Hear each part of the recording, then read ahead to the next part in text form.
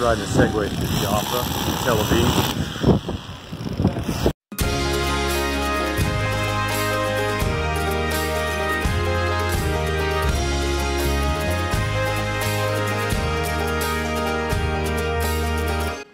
This year has been crazy. From New Orleans Baptist Theological Seminary to the One Life Network, God has allowed me to do evangelistic apologetics all across America and really around the world. And as the dust has settled on this golden age of Christian apologetics, I'm really encouraged to see that the inclusion of evangelism with Christian apologetics ideas is sinking into the minds of not just preachers, but Christian apologists. First of all, we have a deep value around here that we believe you can bring your brain to church, that the Christian faith is intellectually beautiful and defensible in the marketplace of ideas. And one of the things that Braxton does is he is an apologist for the Christian faith around the country, defending it intellectually. I mean, what better reason to defend Christianity but that people might believe Christianity is true?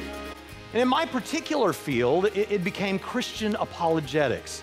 I had a close friend who had become an atheist, and he'd been challenging my faith, been a little bit antagonistic about it, and so I wanted to learn what the answers were and how to respond to someone like that. And to a certain degree, everything that came after that in my life was really an attempt to try and find a way to reach him and people like him.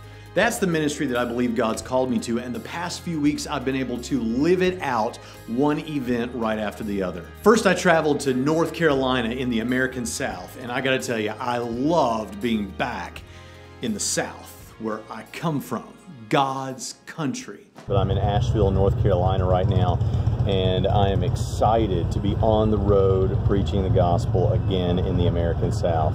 But there's something about being in the mountains. Hard to explain.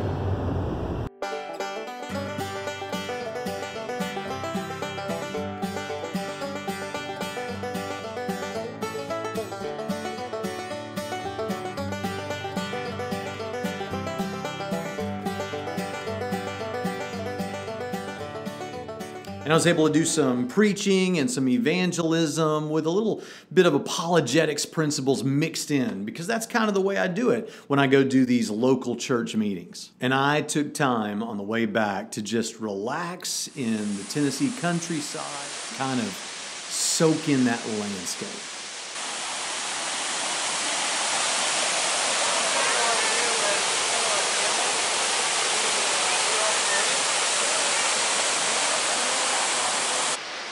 Not a bad little workout.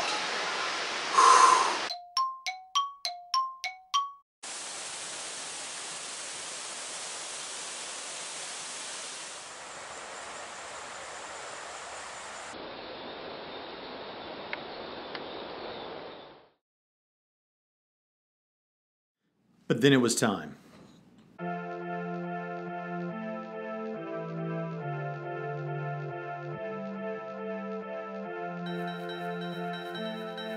I'd be traveling to Israel with a group called the Israel Collective.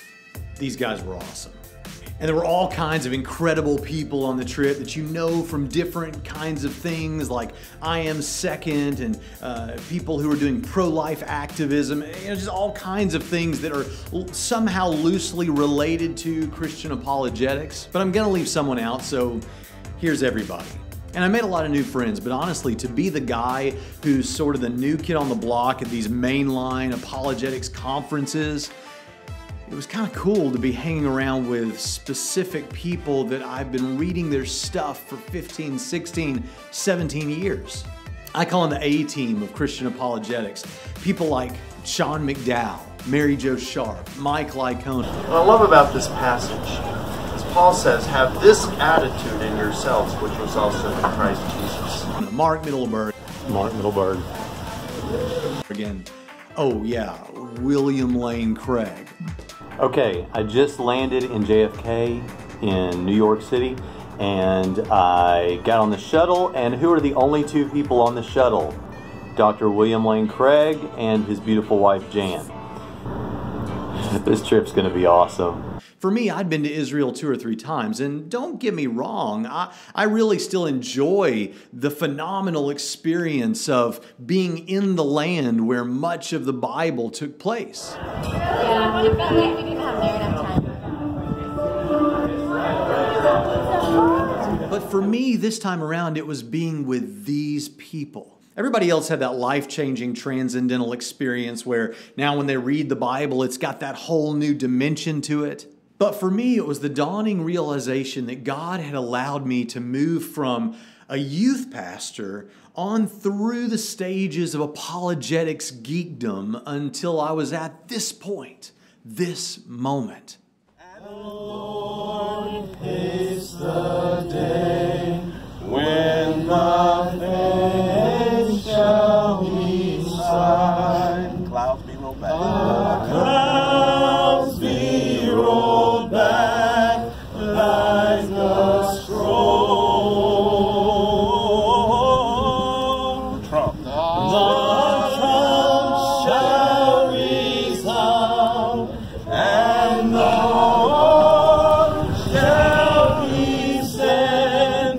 Praise the Lord. It is well with my soul. It is well.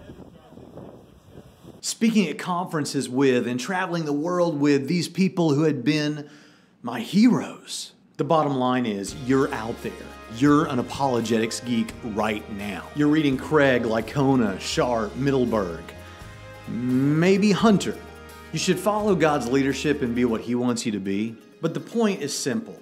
If it could happen for this loudmouth, leather-lunged, red-faced evangelist, if it could happen for this kid from the South, for whom the only ivory towers he ever saw were in films, it could happen for you. It's not about money or fame. It's about serving the Lord. But maybe He's gifted you for this. Evangelism and apologetics go hand in glove, and we need more evangelistic apologists who admire these defenders of the faith more than the rich and shallow of Christianity.